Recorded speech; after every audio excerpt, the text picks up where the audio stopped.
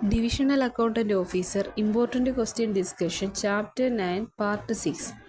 Method of payment of wages. അപ്പോൾ നമ്മൾ ഇന്നത്തെ പാർട്ടിൽ നോക്കുന്നത് method of payment of wages ആണ് നോക്കുന്നത്. കഴിഞ്ഞ ക്ലാസ്സിൽ നമ്മൾ ടൈപ്പ് ഓഫ് വേജ് പേയ്മെൻറ്റിനെ പറ്റി പറഞ്ഞിട്ടുണ്ടായിരുന്നു. ഇനി നമ്മൾ നോക്കുന്നത് മെത്തേഡ്സ് ആണ്. ഏതൊക്കെ മെത്തേഡ്സിലാണ് നമ്മളൊരു വേജ് പേയ്മെൻറ്റ് നടത്തുന്നത്. 55ാമത്തെ question, method of piece rate system. എങ്ങനെയാണ് പീസ് റേറ്റ് സിസ്റ്റത്തിൽ വേജ് നമ്മൾ പേ ചെയ്യുന്നത്? straight piece rate system, a number of unit produced with outside consideration of time. അപ്പോൾ എങ്ങനെയാണ് സ്ട്രെയിറ്റ് പീസ് റേറ്റ് സിസ്റ്റത്തിനകത്ത് നമ്പർ ഓഫ് യൂണിറ്റ് പ്രൊഡ്യൂസ് ചെയ്യുന്നത് without consideration of time നമ്മളവിടെ എന്ത് ചെയ്യുന്നില്ല, കൺസിഡർ ചെയ്യുന്നില്ല. പീസിൽ എന്ത് മാത്രമാണ് നമ്മൾ കൺസിഡർ ചെയ്യുന്നത്? റിസൾട്ട് മാത്രമാണ് കൺസിഡർ ചെയ്തിരിക്കുന്നത്. കഴിഞ്ഞ ക്ലാസ് നമ്മൾ പറഞ്ഞായിരുന്നു, നമ്മൾ ആ ഒരു വർക്കർ ജോലി ചെയ്യുന്ന സമയം നമ്മൾ എവിടെ കൺസിഡർ ചെയ്തില്ല, പീസ് റേറ്റ് സിസ്റ്റത്തിൽ കൺസിഡർ ചെയ്തില്ല.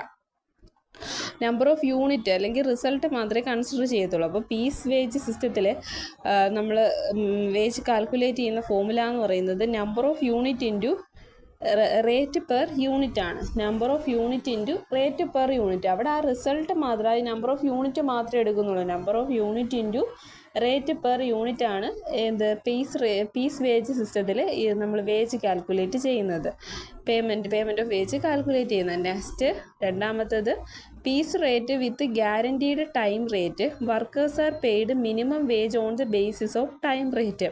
പീസ് റേറ്റ് വിത്ത് ഗ്യാരൻറ്റി ടൈം റേറ്റ്. ഒരു പീസ് റേറ്റിൽ തന്നെ ഗ്യാരൻറ്റി ടൈം റേറ്റിലാണെങ്കിൽ എങ്ങനെയാണ് വർക്കേഴ്സിന് പേയ്മെൻറ്റ് കൊടുക്കുന്നത്? Workers are paid minimum wage. വർക്കേഴ്സിന് എന്ത് കൊടുക്കും? മിനിമം വേജ് കൊടുക്കും on the basis of time rate. അവിടെ നമ്മൾ എന്ത് എടുക്കും? ടൈം റേറ്റ് എടുക്കും. എപ്പോഴാണ്? ഗ്യാരൻറ്റീഡ് ടൈം റേറ്റ് വരുമ്പോൾ. ഏതിൽ തന്നെ? Piece rate with guaranteed time rate വരുമ്പോൾ workers are paid minimum wages on the basis of time rate. Next differential piece rate. എങ്ങനെയാണ് differential piece rate? It is based on the efficiency of worker. Higher price rate are provided for high level of performance. Various type of Taylor's differential piece rate. മാർക്സിൻ്റെ ഉണ്ട്, Marx ഉണ്ട്, പിന്നെ ആരാണ്? ഗെയിൻ്റെ ഉണ്ട്, Gantt's task ഉണ്ട്, Gantt's task and bonus plans etcetera. അപ്പോൾ ഇത്രയും കാര്യങ്ങളാണ് എന്തിൽ വരുന്നത്? ഡിഫറൻഷ്യൽ പ്രൈസ് റേറ്റ് സിസ്റ്റത്തിനകത്ത് വരുന്നത്. ഡിഫറൻഷ്യൽ പ്രൈസ് റേറ്റ് സിസ്റ്റം എന്ന് പറയുന്നത് അവരുടെ എഫിഷ്യൻസി വെച്ചിട്ടാണ് നമ്മൾ എന്ത് കൊടുക്കുന്നത്? വർക്കേഴ്സിന് വേജ് കൊടുക്കുന്നത്. ഇപ്പോൾ ഹൈ പ്രൈസ് റേറ്റ് ആണെങ്കിൽ അവിടെ എന്തായിരിക്കും? ഹൈ ലെവൽ ഓഫ് പെർഫോമൻസ് ആയിരിക്കും എംപ്ലോയീസ് നടത്തുന്നത്. ഹൈ ലെവൽ ഓഫ് പെർഫോമൻസ് എടുത്തപ്പോൾ നമ്മൾ എന്ത് കൊടുക്കണം? ഹൈ പ്രൈസ് റേറ്റ് നമ്മൾ കൊടുക്കണം. അപ്പോൾ ഈ ഡിഫറൻഷ്യൽ പ്രൈസ് റേറ്റ് ഇതിനകത്ത് ഏതൊക്കെയാണ് അതിൻ്റെ വേരിയസ് ടൈപ്പ് എന്ന് പറയുന്നത്? ടെയ്ലേഴ്സ് ഡിഫറൻഷ്യൽ പീസ് റേറ്റ് ഉണ്ട്, പിന്നെന്താണ്? മാർക്സ് ഉണ്ട്, മാർക്സിൻ്റെ ഉണ്ട്, പിന്നെന്താ? Gantt's task and bonus plan etcetera. അതിൽ നമുക്ക് ഒന്നാമത്തത് Taylor's differential piece rate system നോക്കാം. It is developed by FW Taylor. അപ്പോൾ നമുക്കറിയാം FW ടൈലർ ആരാണ്? The father of scientific management എന്ന് പറയുന്ന ആളാണ് FW ടൈലർ എന്ന് പറയുന്നത്. FW Taylor is a father of scientific management. അപ്പോൾ പുള്ളിയുടെ ഒരു മെത്തേഡ് ഓഫ് വേജ് പേയ്മെൻറ്റ് സിസ്റ്റമാണ് ഇത്, Taylor's differential piece rate system. It is developed by FW Taylor, the father of scientific management. Under this system, a standard is fixed for each job, so that the amount of work expected to be performed by any worker of responsible efficiency in clearly known.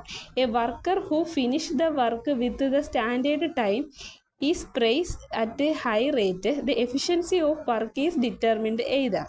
അപ്പോൾ എങ്ങനെയൊക്കെയാണ് നമ്മുടെ FW ടൈലറിൻ്റെത് അനുസരിച്ച് അദ്ദേഹം എന്താ പറഞ്ഞേക്കുന്നത്? Under the system A standard is fixed for each job. ഏതൊരു ജോബിനാണെങ്കിലും അല്ലെങ്കിൽ ഏത് ടൈപ്പ് ജോബിനാണെങ്കിലും ഒരു സ്റ്റാൻഡേർഡ് ഫിക്സ് ചെയ്യും. എന്നിട്ട് എന്താ? So that the amount of work is expected to be performed by any worker of responsible efficiency is clearly non.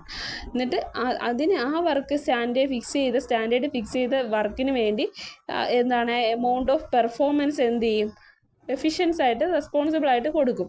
A worker who finish the work with with the standard time. അപ്പോൾ ആ ഒരു standard time set ചെയ്ത ടൈമിനുള്ളിൽ ആ worker ആ work finish ചെയ്ത് കഴിഞ്ഞാൽ അയാൾക്ക് എന്ത് കൊടുക്കും? ഹൈ റേറ്റ് ഓഫ് വേജ് കൊടുക്കും. അവരുടെ എഫിഷ്യൻസി വെച്ചിട്ടാണ്. എഫിഷ്യൻസി വെച്ച് അവർ ആ സ്റ്റാൻഡേർഡ് മീറ്റ് ചെയ്യുവാണെങ്കിൽ അവർക്ക് ഹൈ റേറ്റാണ് കൊടുക്കുന്നത്. അപ്പോൾ അത് ഏതൊക്കെ ബേസിലാണ്? ഒന്ന്, as A percentage of actual time taken over the standard time allowed. അതായത് സ്റ്റാൻഡേർഡ് ടൈം ഇപ്പോൾ ഒരു സ്റ്റാൻഡേർഡ് നമ്മൾ ഫിക്സ് ചെയ്തിട്ടുണ്ട്, അതിനേക്കാളും ആക്ച്വൽ ടൈം എടുത്തിട്ടുണ്ടോ എന്ന് നോക്കും. പിന്നെന്താണ്?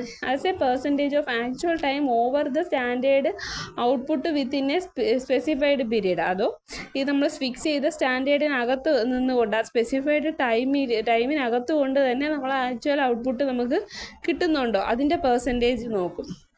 അപ്പം ഈ ടൈലേഴ്സ് ഡിഫറൻഷ്യൽ പീസ് റേറ്റ് സിസ്റ്റത്തിനകത്ത് എങ്ങനെയൊക്കെയാണ്? ഒന്നാമത് നമ്മൾ സ്റ്റാൻഡേർഡ് ഫിക്സ് ചെയ്യുമെന്ന് പറഞ്ഞു. സ്റ്റാൻഡേർഡ് ഫിക്സ് ചെയ്തിട്ട് വർക്കേഴ്സ് അവരുടെ മാക്സിമം എഫിഷ്യൻസി ഉപയോഗിച്ച് ആ ഫിക്സ് ചെയ്ത സ്റ്റാൻഡേർഡ് ടൈമിനുള്ളിൽ വർക്ക് പെർഫോം ചെയ്യുമ്പോൾ അവർക്ക് എന്ത് കിട്ടും? High rate of payment of wage ആണ് കിട്ടുന്നത്.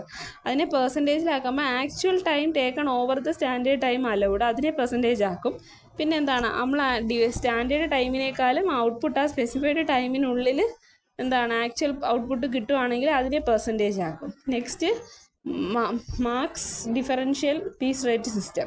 It is modification of Taylor's differential piece rate system.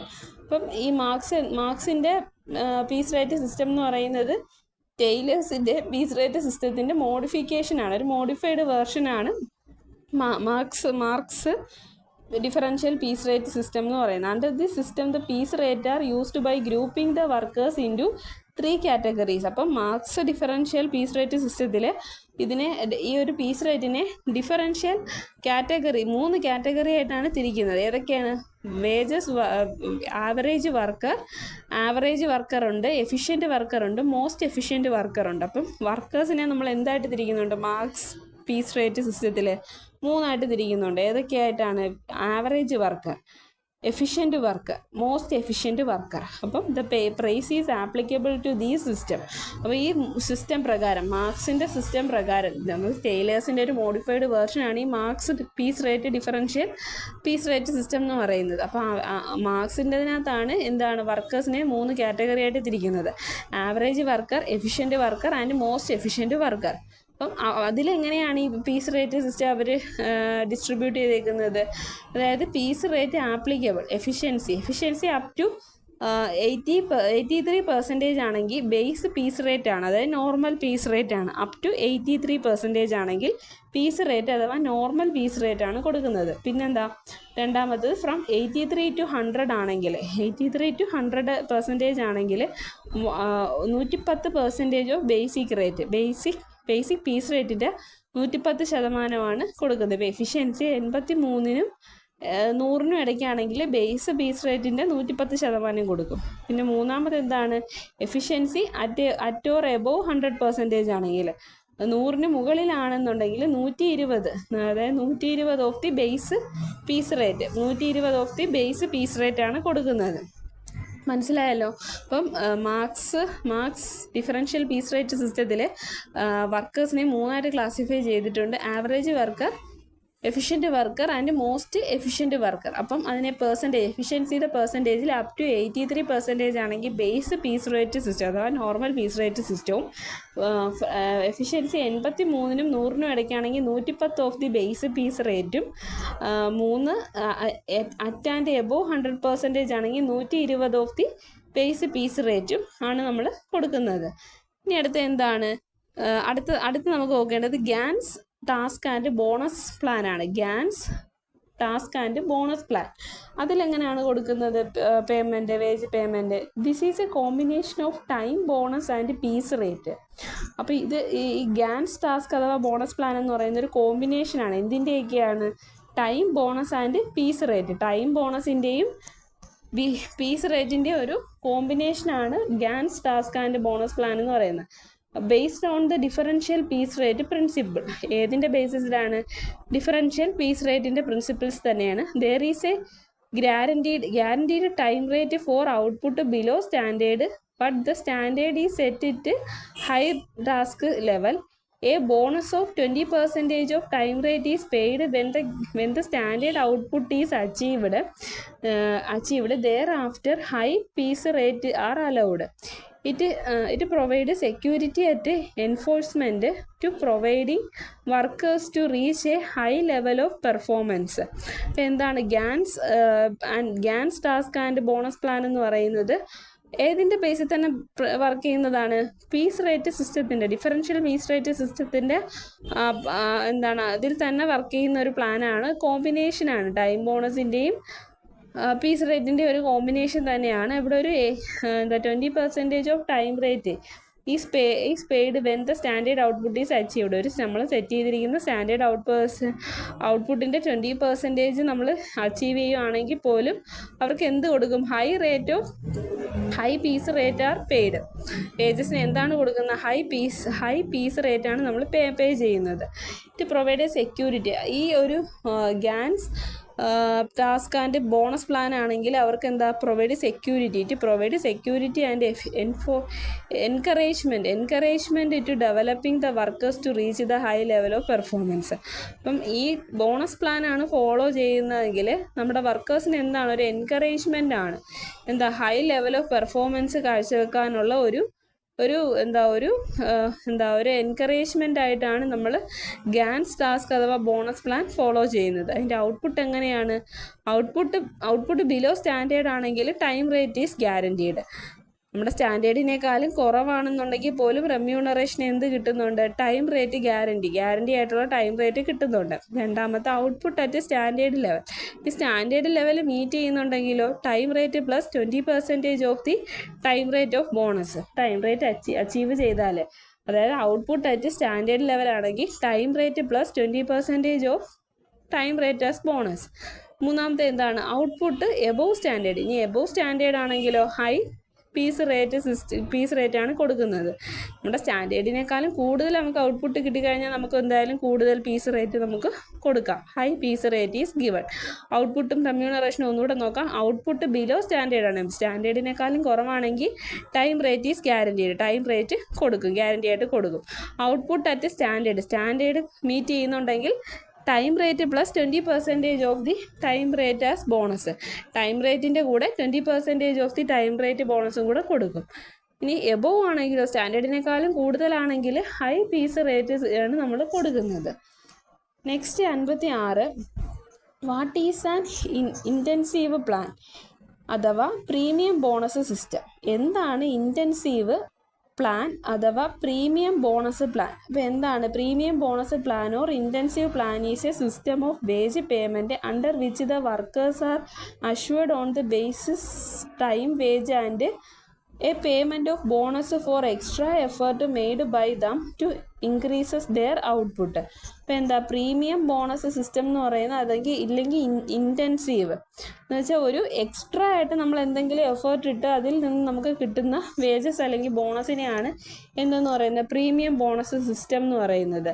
അപ്പോൾ അത് ആ ഒരു വേജ് പേ ചെയ്യുന്ന അണ്ടർ ദ വർക്കേഴ്സിൻ്റെ ബേസിക് ടൈം വേജിനെയും അഥവാ അതിൻ്റെയൊക്കെ extra effort made by them to increases their output. ആ ഒരു ഔട്ട്പുട്ട് കൂട്ടാൻ വേണ്ടി വർക്കേഴ്സ് ഇടുന്ന എക്സ്ട്രാ എഫേർട്ടിന് കൊടുക്കുന്ന എക്സ്ട്രാ എഫേർട്ടിന് കൊടുക്കുന്ന പേയ്മെൻറ്റിനെയാണ് എന്തെന്ന് പറയുന്നത്? ഇൻറ്റൻസീവ് പ്ലാൻ അഥവാ പ്രീമിയം ബോണസ് സിസ്റ്റം എന്ന് പറയുന്നത്. Next 57. What are the important premium bonus system?